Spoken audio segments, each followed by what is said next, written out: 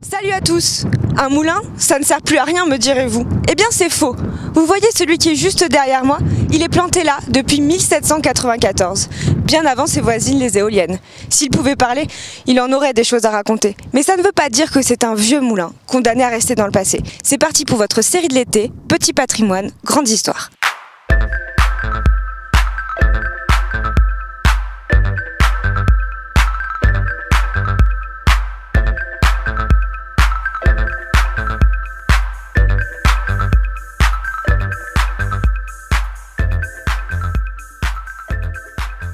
Ici, dans l'Auxerrois, le moulin de Miger est le dernier de Bourgogne à produire sa farine par la seule force du vent. On va essayer de comprendre comment ça marche. Aujourd'hui, ce type de moulin est très rare, mais avant, ils étaient très nombreux dans l'Yonne. Exactement. Peu d'années après sa construction, en 1794, on comptait 83 moulins à vent dans le département de l'Yonne. Vous voyez ? Alors que maintenant, il n'en reste plus que 1,5. À quoi servait le moulin à l'époque? Est-ce que ça permettait d'alimenter beaucoup de communes? Disons que tous ces moulins nombreux, en fait, rayonnaient sur 5 à 10 km alentour au point de vue clientèle. C'est-à-dire que, en ce temps-là, les agriculteurs moissonnaient, stockaient leurs grains, et quand ils en avaient la nécessité, venaient faire moudre au moulin. Ce moulin étant évidemment un moulin pour produire des farines. Mais un moulin peut servir à quantité d'autres choses. C'est-à-dire?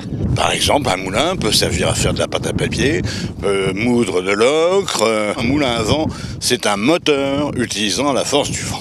Est-ce que vous pourriez le faire tourner pour nous et nous faire une petite visite guidée? Bon, on va essayer de le faire tourner, je vais vous le faire visiter, si vous voulez bien me suivre.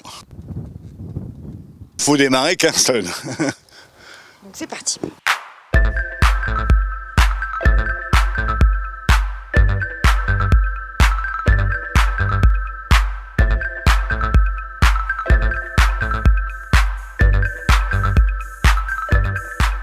Ici que les paysans des alentours venaient avec leurs sacs de grains. À cette époque-là, les sacs de grains, c'était carrément 80-100 kilos. Et c'est que quand le moulin va tourner, qu'on va monter les sacs. Alors, les sacs 80-100 kilos, pas question de les monter dans l'escalier. Pour ça, il nous suffit de les accrocher comme ça. Et j'attrape la bobinette, je tire et miracle, et ça monte. Et ça traverse le plancher par un système de double trappe à sens unique. On va mettre le grain dans cette trémie. Je vais commencer par en mettre un peu et par-dessus, je vais mettre ce bout de chiffon qu'on appelle la souris. Et je vais remettre du grain par-dessus.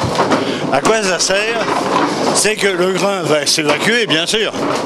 Et quand il n'y aura plus de grain sur le chiffon, voilà ce qui va se passer. Pour indiquer au meunier qu'il faut qu'il re-remplisse. Voilà. Au boulot, il faut en remettre.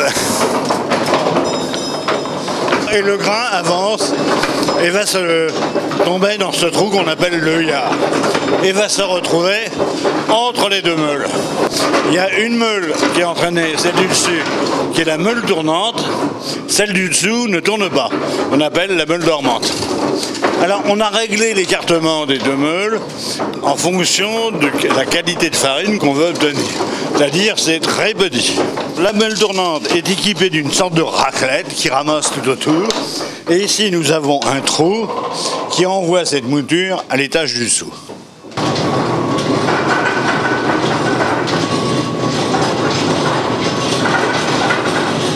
La mouture vient de l'étage supérieur par ce conduit et va dans cet appareil. Cet appareil, comme dans toute profession, a un nom particulier, ça s'appelle un blutoir. C'est tout simplement un système de tamisage.